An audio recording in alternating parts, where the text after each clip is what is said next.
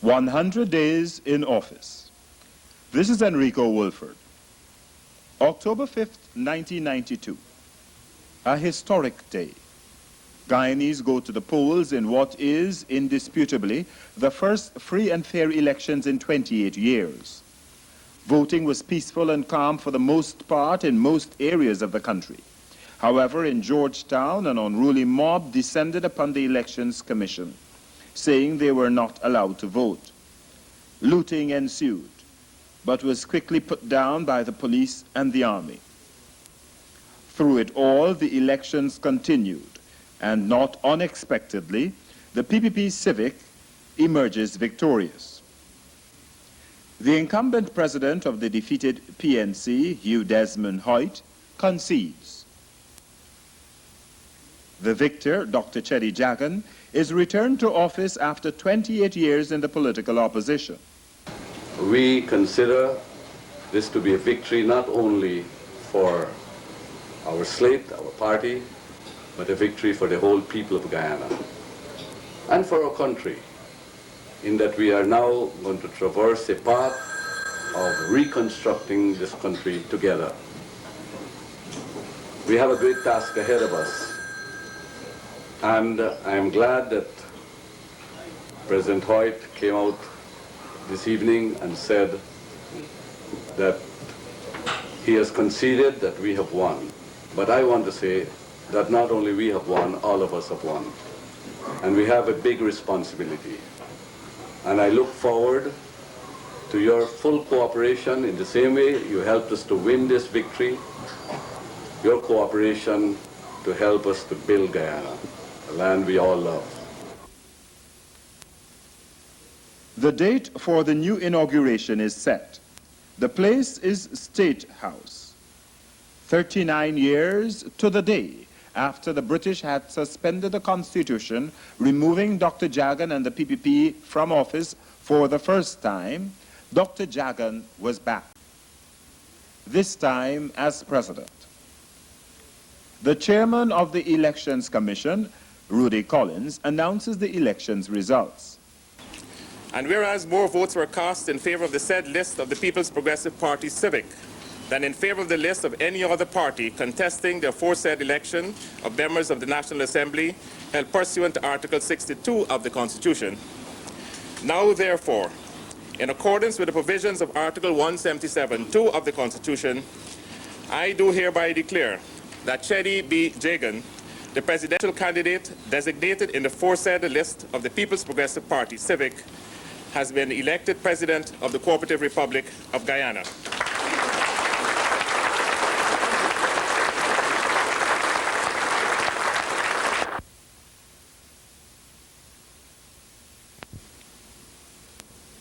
A moment in time as the historic transfer of power takes place.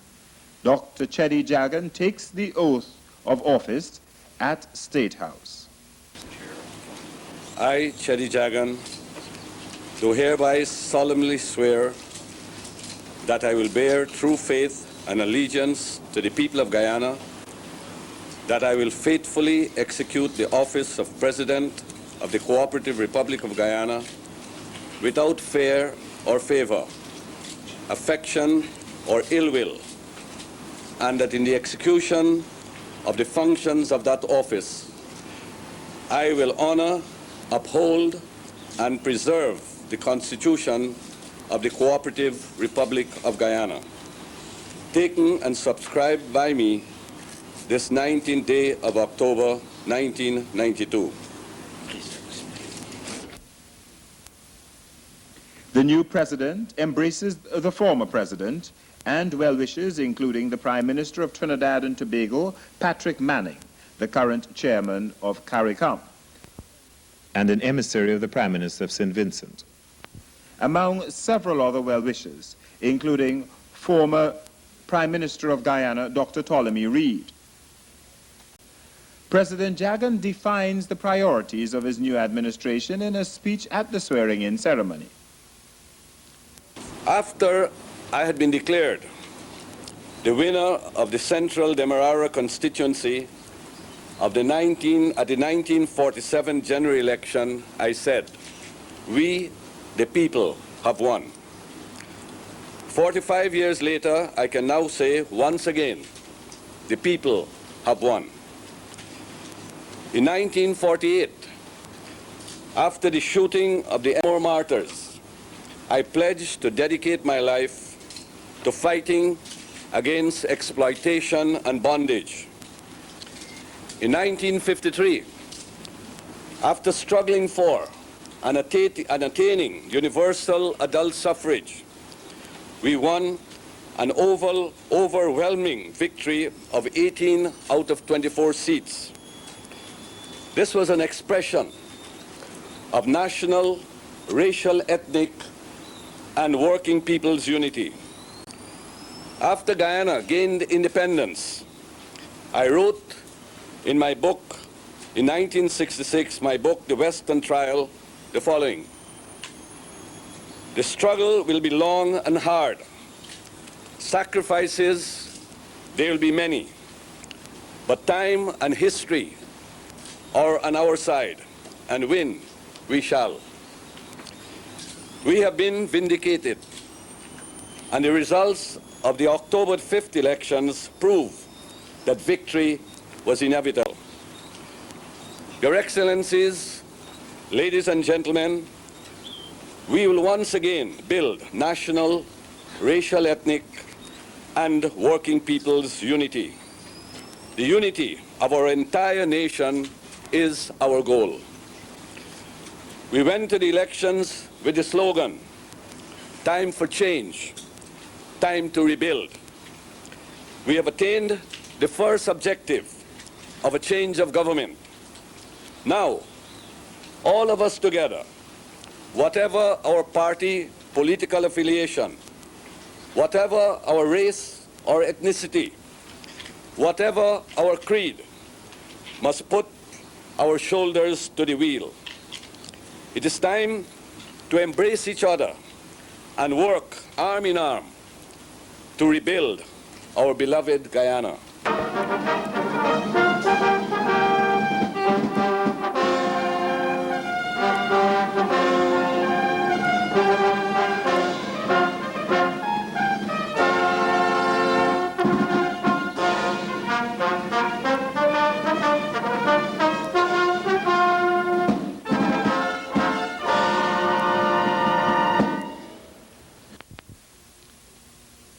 Just a few days later, Dr. Cheddi Jagan names his designated running mate, Sam Hines, as Prime Minister. The rest of the PPP Civic cabinet is sworn in a few days after that. Significantly, Dr. Cheddi Jagan names a Minister of Amerindian Affairs, the first such appointment in the history of the Republic. Dr. Jagan, as president, takes the reins of power in his stride. In spite of the deficiencies in the country over which he was elected to preside, the new president immediately gets down to the business of running the country. He takes as a first priority the need to restore public utilities. The president toured the waterworks compound to get a first-hand view of the problems of water supply. Electricity had also been a bugbear, and the new president wastes no time to see the operations of a plant he was only too familiar with, but which had been allowed to deteriorate over the years. At the international level, there was a whole lot of goodwill for the new government. Several Commonwealth country emissaries, high commissioners, paid courtesy calls on the president, along with several Western countries and other significant members of the international community. Another major priority of the new government was to reduce government expenditure in all areas. The new Foreign Minister, Clement Rohi, met the staff of the Foreign Affairs Ministry to explain the focus of the new government, a lean and clean administration with an emphasis on economic diplomacy. After a tour of several important overseas missions, the new Foreign Minister announced a number of changes. Guyanese diplomats and locally recruited staff members were also informed about the PPP Civic government's intentions to establish a lean and clean government. They were also informed about the new policy objectives that would be set for each mission, with emphasis on economic diplomacy, attracting foreign investment, facilitating the repatriation of skilled Guyanese, promoting Guyana's ecotourism, and so forth. The new government reinforced its commitment to the Caribbean community not only by appointing a minister for CARICOM affairs, but also signaling its involvement at the highest level. The first overseas visit made by President Cheddi Jagan is to neighboring Trinidad and Tobago to attend the CARICOM heads of government meeting. In Guyana, the new government got busy getting on with the job. In the sugar industry, a new climate prevailed as Guy Suko and the Guyana Agricultural and General Workers Union, GAWU, signed the annual production incentive agreement. Government's focus on the economy catapulted new Finance Minister Asghar Ali into the limelight. Minister Ali not only laid out his priorities, but within the ensuing months appeared to have accomplished much in just a short time. The new government inherited an economy which is in a very, very bad state in terms of the infrastructure of the country, in terms of the morale of the civil service, low wages, low pay, poor working conditions in the civil service, a high debt situation. It inherited an economy that by all indices the economy was, in terms of the national finances, could be described as almost bankrupt. And I say that not because I want to score political points. I think if you look at all the indices in terms of the finances of the country, you will find that the debt service and the debt burden became the most crippling factor as it affects the lives of people. Only 7% of the budget was spent on social services, as against 30% in 1964. Another priority for the new government was agriculture. The new senior minister, Ripu Daman Prasad, toured the major agricultural projects. The government also looked at housing by immediately embarking on the improvement of some of the housing projects, like the one in Workmanville. It was health, however, that captured the headlines very early in the new administration's term of office. News of a cholera outbreak in the Northwest was tackled head-on by the young and energetic health minister, Gail Teixeira, who air-dashed a medical team into the area and quickly sought the support of the media, medical agencies, and the international community to push her message. While in Rome, Italy, attending a nutrition conference sponsored jointly by the Food and Agriculture Organization and the World Health Organization, the Food and Agriculture Organization indicated their interest in conducting a food handlers training program similar to the one done in Peru, geared towards preventing the spread of cholera. My ministry is optimistic in having this program done, as we will shortly be consulting with all the municipalities as well as village councils who are in control of the markets, the government analyst department, and all big manufacturing concerned on the execution of this program. On my way back from Rome during the stopover in London, the Guyana High Commission was familiarized with the country's needs to deal with the cholera epidemic. Many individuals of Guyanese origin in the United Kingdom are already demonstrating a willingness to contribute towards the country's health needs. I was given medical supplies for the public hospital Georgetown, which have already been handed over. The High Commission has been mandated to coordinate the aid flow. The UNICEF office in Georgetown has provided us with $28,500 for medical supplies for the cholera effort. It has now secured a further $3 million in local currency to purchase additional supplies. The National Insurance Scheme has also committed itself to provide certain medical supplies as well as technical assistance in dealing with the outbreak of cholera. The New Building Society will be contributing $2.5 million Guyana dollars to the cholera effort. The new government's approach on the outbreak of cholera received several goodwill gestures. Attention was also paid to education.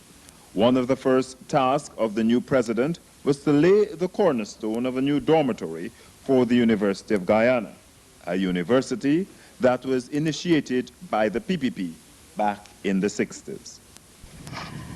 I hope I have been told, I think 14 months or 16 months' time, the building will be ready, and His Excellency will no doubt return for the opening of that building.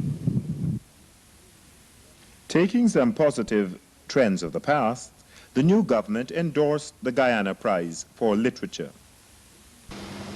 Guyanese and their governments, in good times and bad, have demonstrated a healthy regard for the arts.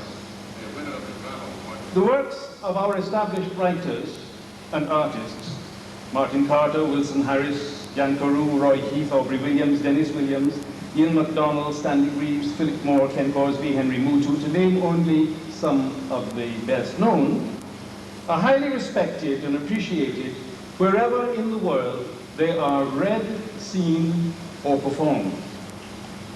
But they do not exist in a vacuum. There is a thread of continuity running through the arts.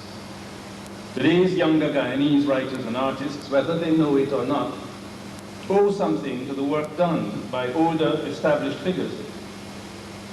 Those figures, in turn, owe something to the groundwork of early pioneers like Edgar Mittelholzer, Arthur Seymour, Edward Burroughs, Norman Cameron, and others. The artist may be a lonely figure, but never a loner, a Crusoe startled by strange footprints. He or she is part of a community of souls. Art is a continuum.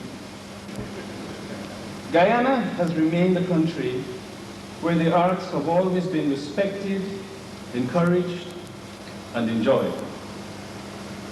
President Jagan and Mrs. Jagan have always been enthusiastic supporters of the arts. Recently, at a public meeting, a public reading at the Playhouse on World Poetry Day, President Jagan paid a surprise visit. Well, it was an unexpected visit, but no surprise to those of us who know his keen interest in the arts. There's a report of this visit in the latest edition of our regional newspaper, Caribbean Week, by Ian MacDonald. This is how the report ends. When President Jagan was leaving, a young lady approached and touched him on the arm. Mr. President, thank you for coming. I hope you can release the creative energy of all of us. The President turned and looked a little surprised. Then he smiled and nodded. It was a good moment in a good evening. In the area of industry and trade, one also saw the goodwill for the new government. Dr. Jagan assured the big gold operation at Oh My, for example, of the new government's support for new investments. The manufacturing sector was also assured of cooperation from the new government. And several foreign companies paid courtesy calls on the leadership and the business community of this country since the new government took office. Attention was paid also to the local business sector, as the ministers concerned familiarized themselves with the operations.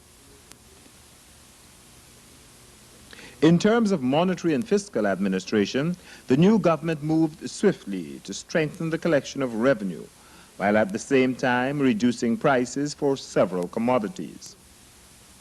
The new government sought to improve the image of the public sector media and commissioned a report on the state of the public sector media from communications consultant Rafiq Khan. President Jagan adjusted to his new role as Commander-in-Chief of the Armed Forces, assuring the disciplined services of the government's commitment to the Constitution and the rule of law. One of the highlights of the first 100 days of the PPP in office was the triumphal return of Dr. Cheddi Jagan to Parliament, this time as President. Dr. Jagan addresses the Parliament outlining his government's plans and programs. The current Parliament is one which has a fresh breath of democratic air blown through its hallowed walls. In its reconstituted state, it must remain sacrosanct, and it must guarantee the protection of the interests and wishes of the general populace with which it has been entrusted.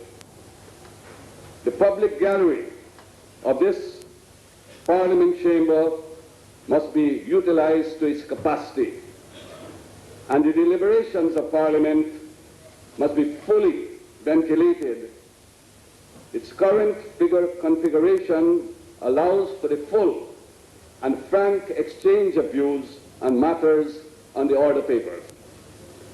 Thus, while ensuring that decisions are taken only after adequate ventilation of ideas, this Parliament has the capacity to preserve the ideals which a Parliament in a true democracy is duty-bound to respect. The populace must consider Parliament as the most accessible forum at which its collective wishes may be carried out. It is true that a fundamental characteristic of democracy is that the will of the majority prevails over that of the minority. But the minority must be able to rest assured that decisions have been taken only after opposing views have been expressed. That alone must be the cause for comfort, and that alone must assure the electorate that parliamentary democracy is being practiced for the collective good of this nation as a whole. Mr. Speaker, it is in this context that I take great pleasure in congratulating you, the new Speaker, and the Deputy Speaker, and all members of this House. You now have a mandate from the people, and to a great degree, the future of Guyana lies in your hands. The debate that followed Dr. Jagan's address was lively, with four energetic sides of the House putting their cases in an unprecedented fashion. But what I want to assure you is that this government will endeavor to pursue such policies and programs which will find support on most occasions unanimous from all sections of this House. I do not think, Mr. Speaker, we should hide behind the word policy in a motion. That has been the traditional phrase of the motion. That has been it all the time. It has never been differently drafted, and I draw a specific example to show that the speeches were more or less in that same vein. I would like to be persuasive, and I hope I can persuade the minority leader and his party. Let us give the correct signal outside that we want this country go forward. We have a great country. We have a great nation. Guyanese are really ingenious. One is compelled to admire their resilience and capacity and resources and vision. In the darkest hours of this country, they succeeded, or better put, survived. We are not moving to pursue a program of survival. We are moving to institute a program of dynamic progress and prosperity. The new year saw the new government making further strides, relaxing visa requirements to boost ecotourism, and launching a major offensive to boost the economy, which was predicted to grow in 1992 by 7.7%. In the words of Dr. Jagan, to mark his first 100 days in office, Generally, while we take in a dialectical way positive tendencies and trends of the past, we have laid down new emphases, and we are charting a dynamic, revolutionary course for Guyana. It may be too soon to see the change, but we can feel it. We can feel the difference in the democratic climate and economic prospects brought about in only 100 days of the new PPP Civic government. I think the government is reasonable in handling the job presently. Yeah, I think the government handling the job pretty well. So far, they only does about 100 and a couple days old in government, huh? I would say they're handling the job fairly. And although everybody wants them to make good on election promises, we need to give them some more time, although they need to realize that they don't have all the time in the world. But I think basically we should give them a chance, and there's hope that all of us want to see Guyana progress, so we'd work together with the government to ensure that happens for all of us. Because we are seeing improvement, at least some of the prices has gone down, if not much, it has gone down a little. Very effectively, very good. Why you say so? Because to me it seems that the country is running a bit, smoother. For example, the customs department, you could see that more revenue has been earned in a short space of time.